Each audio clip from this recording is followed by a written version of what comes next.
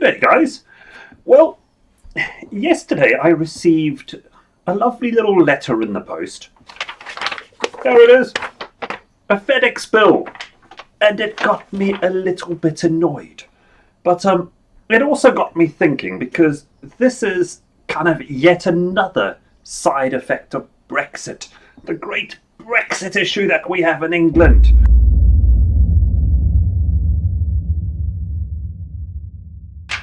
So, we're no longer part of Europe.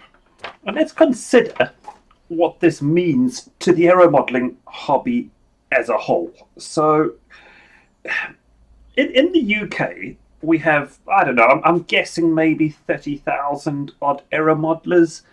Now, that's completely a random punt in the dark as to what I think the BMFA membership is. I'm not entirely sure, but I know it's somewhere around that.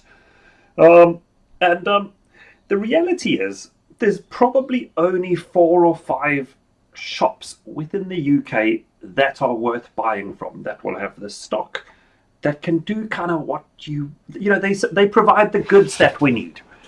And the reality is, a lot of us hobbyists will also use European market, sometimes China, sometimes America.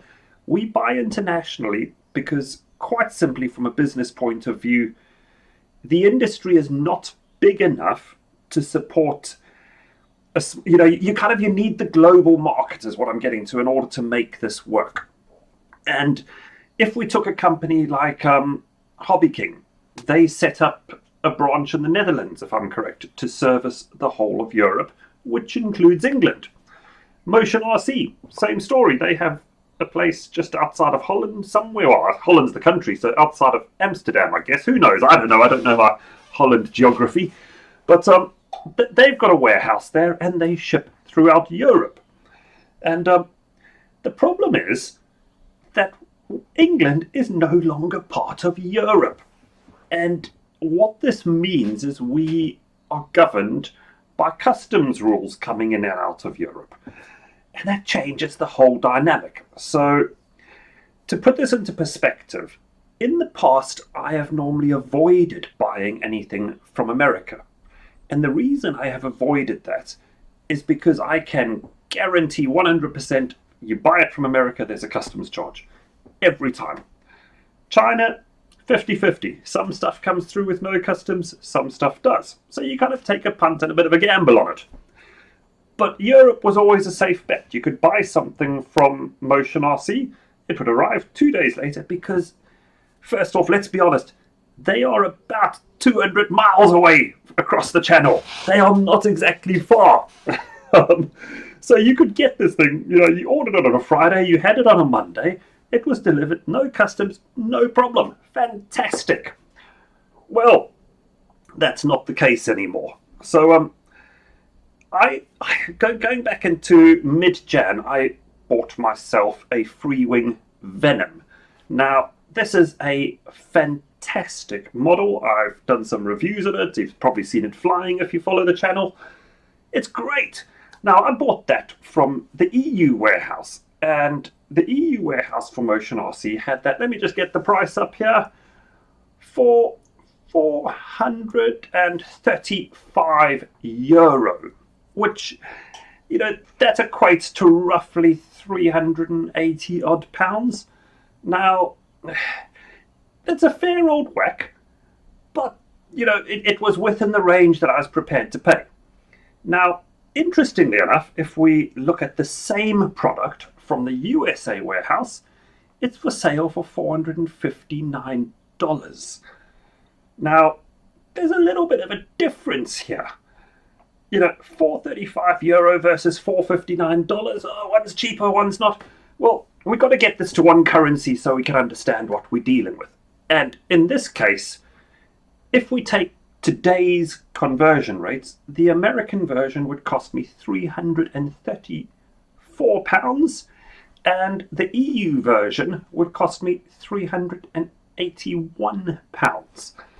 Now, jump back pre-Christmas, I would have been guaranteed to have another £70 to £100 of tax if I bought it from America.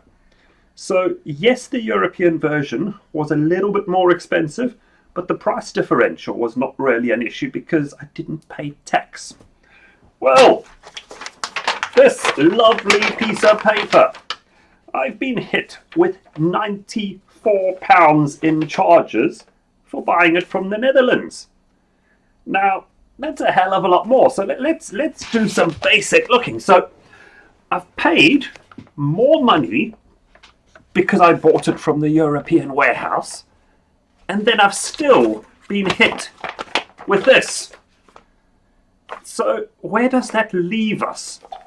Well, odds are in future I will buy from Motion RC in America, because based on the exchange rates and the customs charges, I'll probably have saved in the region of £50 odd on that purchase. And you know that's very, very frustrating, but it does bring us to an interesting point. You know, what happens to people? Say you had a shop, Wheelspin Models or Hobby RC or one of these guys in the UK who are reasonably decent. They've just lost the entire European market. Why? Because who from Europe is going to buy a model from England and pay potentially 20% more when they already have a European provider? I think the shops in the UK are going to suffer, because you've just taken a massive continent as their marketplace and said, well guys, you're now down just to the UK. And that's a very small market. You know, certainly in this industry, it's not very large, is it? So I feel for the shops. I think they've got a problem because they've just lost a whole market. And that's a shame, but the same thing applies the other way. We're not going to be buying from Europe if we can buy it from America or China at £50 less. And yeah, there we go, hey, another unforeseen consequence of Brexit. I think some people would say, well, the cottage industry will do well. You know, isn't this what Brexit's about? We want to go back to how we were. Yes, yes, yes. We don't want to get cheap goods. We want to buy products from people making them in their shed at home. Well, I kind of like my highly advanced, well-built aircraft. I like the global market. I like all of these things. So is that what I wanted for Brexit? Not a bloody chance. Did I vote for Brexit? No. But hey, we don't all get what we want, do we? But yeah, there you have it. Another side effect of Brexit. It is blimmin' annoying, and just a prelude to the fact that in England prices are going to go up. And I pity all the aero modelers at the moment, because what's already an expensive hobby is just going to get that little bit worse. Yeah, what can we do? Cheers, guys.